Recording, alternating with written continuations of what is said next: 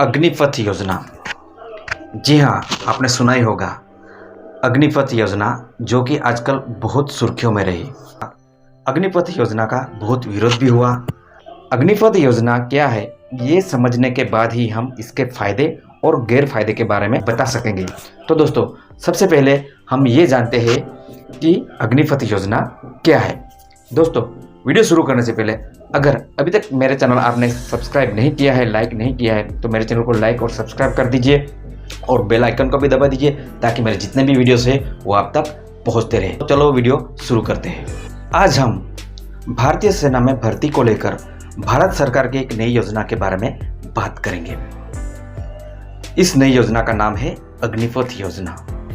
इस नई स्कीम के तहत भारतीय सेना में भर्ती होने के लिए अब 17.5 साल से लेकर 21 साल तक के युवा आवेदन कर सकते हैं। हाल ही में 21 साल की उम्र को बढ़ाकर 23 साल कर दिया गया है, सिर्फ 1 साल के लिए। इस योजना के तहत जिन सैनिकों का चयन होगा उन सैनिकों को अग्निवीर नाम दिया जाएगा। हर साल सेना के तीनों अंगों में लगभग 50,000 अग्निवीरों की भर्ती की जाएगी। इस योजना के तहत सेना की औसत आयु 32 से घटकर 26 हो जाएगी। इसका मतलब है अब भारतीय सेना जवान हो जाएगी। ये योजना सेना के तीनों अंगों में लागू की जाएगी, एयरफोर्स, नेवी और भारतीय सेना। इस योजना के तहत ऑफिसर रैंक के नीचे के पदों पर ही भर्ती की जाएंगी। इस योजना के तहत 17.5 वर्ष से लेकर 21 साल है, लेकिन 1 साल के लिए इसको सिर्फ 1 साल के लिए 23 साल तक किया गया है, तक के युवा आवेदन कर सकेंगे। इस योजना के तहत जिन युवाओं का सेना में चयन होगा वो सिर्फ 4 साल के लिए सेवाएं दे पाएंगे। 4 साल के बाद उन्हें रिटायर कर दिया जाएगा। चयन होने के शुरुआत के 6 महीने उन्हें ट्रेनिंग दी जाएगी। ट्रेनिंग देने के बाद 3.5 साल, बाकी के 3.5 साल उन्हें अलग अलग पदों के लिए अलग अलग जगह पर उनको नियुक्त किया जाएगा। जब 4 साल खत्म हो जाएंगे तो इन सैनिकों को रिटायर कर दिया जाएगा। रिटायरमेंट के बाद इन सैनिकों को सरकार आर्थिक पैकेज देगी। नियुक्ति के प्रथम वर्ष में इन सैनिकों को 30,000 के आसपास वेतन दिया जाएगा।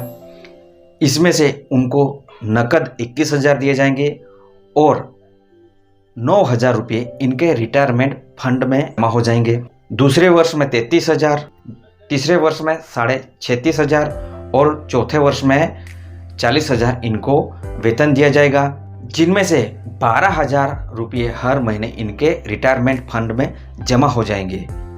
इससे पहले वर्ष में इनको 21,000 रुपये का नकद वेतन मिलेगा और चौथे साल में लगभग 28,000 का नकद पेमेंट मिलेगा। बाकी की रकम इनके रिटायरमेंट फंड में जमा हो जाएगी। 4 साल के बाद सरकार इन अग्निवीरों को एक विशेष आर्थिक पैकेज देगी, जिसको सेवा निधि नाम दिया गया है। इस सेवा निधि पैकेज के तहत इन सैनिकों को 11,71,000 रुपये दिए जाएंगे, जिनमें से आधी इनकी सैलरी में से जमा होंगे और आधा रुपया सरकार की तरफ से मिलेगा। इसके अलावा इन पैसों पर अग्निवीरों को ब्याज भी दिया जाएगा। रिटायरमेंट के बाद पेंशन की कोई सुविधा नहीं दी जाएगी। इस योजना के तहत सेना के तीनों अंगों में 50,000 अग्निवीरों की अलग अलग पदों के लिए भर्ती की जाएगी। इन अग्निवीरों को रिटायरमेंट के बाद खास सर्टिफिकेट भी दिया जाएगा, जिससे उस सर्टिफिकेट के आधार पर इन अग्निवीरों को अपना अलग कारोबार शुरू करने के लिए बैंक से बहुत कम शर्तों पर इनको आसानी से लोन दिया जाएगा। और इसके अलावा इस सर्टिफिकेट के आधार पर इन अग्निवीरों को प्राइवेट सेक्टर में भी नौकरियां बहुत आसानी से दी जाएंगी। ये भर्तियां ऑल इंडिया मेरिट बेसिस पर होगी। अब अंग्रेजों के ज़माना का जो रेजिमेंट सिस्टम है वो ख़त्म हो जाएगा। अब भारत का कोई भी नागरिक किसी भी रेजिमेंट में आसानी से भर्ती हो सकता है। इसका मतलब कि जो गुरखा रेजिमेंट है, जो राजपूत रेजिमेंट है, जो अलग अलग प्रकार के रेजिमेंट है, वो रेजिमेंट सिस्टम अब ख़त्म हो जाएगा। तो दोस्तों, ये है अग्निपथ योजना।